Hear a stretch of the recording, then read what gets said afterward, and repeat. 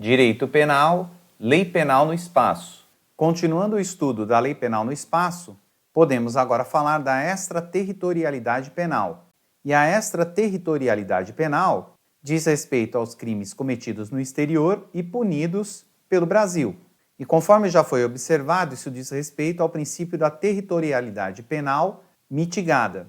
E nesse ponto precisamos fazer um alerta, pois em relação às contravenções penais, é proibida a aplicação da extraterritorialidade penal, nos termos do artigo 2 da Lei 3688, que é a Lei de Contravenções Penais, que diz que a lei brasileira só é aplicável à contravenção praticada no território nacional. Dessa forma, fica claro que a extraterritorialidade penal não é aplicada às contravenções penais. Entretanto, podemos dividir a extraterritorialidade penal em extraterritorialidade penal incondicionada e extraterritorialidade penal condicionada. A extraterritorialidade penal incondicionada encontra-se circunscrita no artigo 7º, parágrafo 1º do Código Penal, que diz que nos casos do inciso 1, o agente é punido segundo a lei brasileira, ainda que absolvido ou condenado no estrangeiro.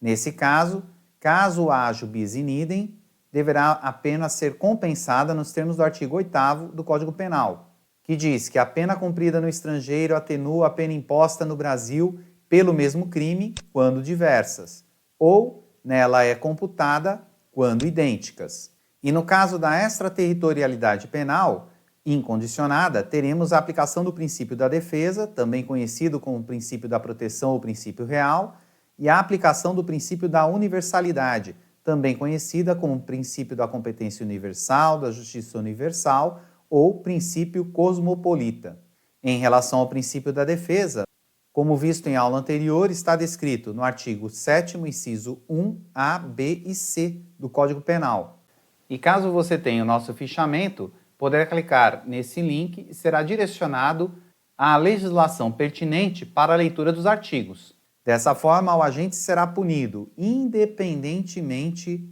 de qualquer condição se o crime for cometido contra a vida ou a liberdade do presidente, contra o patrimônio ou a fé pública dos entes públicos, bem como contra a administração pública a quem estiver a seu serviço. E ainda a territorialidade penal será incondicionada com relação ao princípio da universalidade em relação ao artigo 7º, inciso 1d do Código Penal, que diz respeito ao genocídio, que está descrito na Lei 2889, bem como no artigo 2º do Estatuto de Roma, que foi internalizado pelo nosso ordenamento jurídico, sendo o agente brasileiro ou tendo domicílio no Brasil. Portanto, nesses casos, ou através desses princípios, o crime será punido pelo Brasil, independente de qualquer condição. Temos ainda a territorialidade condicionada, descrita no artigo 7º, parágrafos 2º e 3º do Código Penal, que diz que nos casos do inciso 2, a aplicação da lei brasileira depende do concurso das seguintes condições: entrar o agente no território nacional,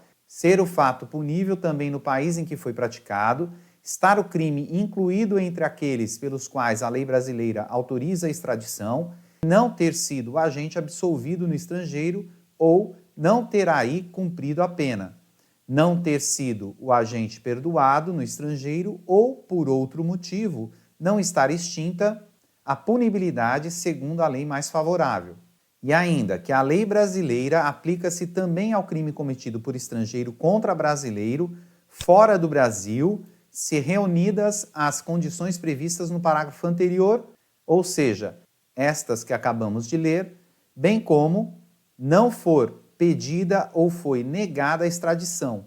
ou ainda houver requisição do ministro da Justiça. Portanto, em relação à extraterritorialidade condicionada, teremos a aplicação do princípio da universalidade, da personalidade e da representação. Observe que, em relação ao princípio da universalidade, teremos a aplicação do artigo 7º, inciso 2A do CP, que diz respeito aos crimes que tratam de cooperação internacional, que são aqueles que, por tratados ou convenções, o Brasil se obrigou a punir, diferente do crime de genocídio, que é incondicional. Já em relação ao princípio da personalidade, descrito no artigo 7º, inciso 2b do CP, que diz respeito aos crimes praticados por brasileiros no exterior, ou ainda ao princípio da representação ou da bandeira, descrito no artigo 7º, inciso 2c do Código Penal, que diz respeito aos crimes praticados em embarcações ou aeronaves brasileiras que sejam cometidos em território estrangeiro e não tenham sido julgados no exterior. Conforme falamos, isso é uma espécie de subsidiariedade para a extraterritorialidade penal. E conforme lido, para essas situações, teremos a condicionalidade da extraterritorialidade penal, pois, conforme lido no artigo 7º, parágrafo 2º, para a punição desses delitos é necessário que, de forma concomitante, o agente venha a entrar no território nacional, o fato seja punível no estrangeiro, o Brasil tem a lei possibilitando a extradição por esse crime, o agente não tenha sido absolvido ou não tenha cumprido pena no exterior e ainda não tenha sido perdoado ou não tenha sido extinta a sua punibilidade. Ainda em relação à extraterritorialidade condicionada, temos o princípio da defesa universal, descrito no artigo 7º, parágrafo 3º do Código Penal,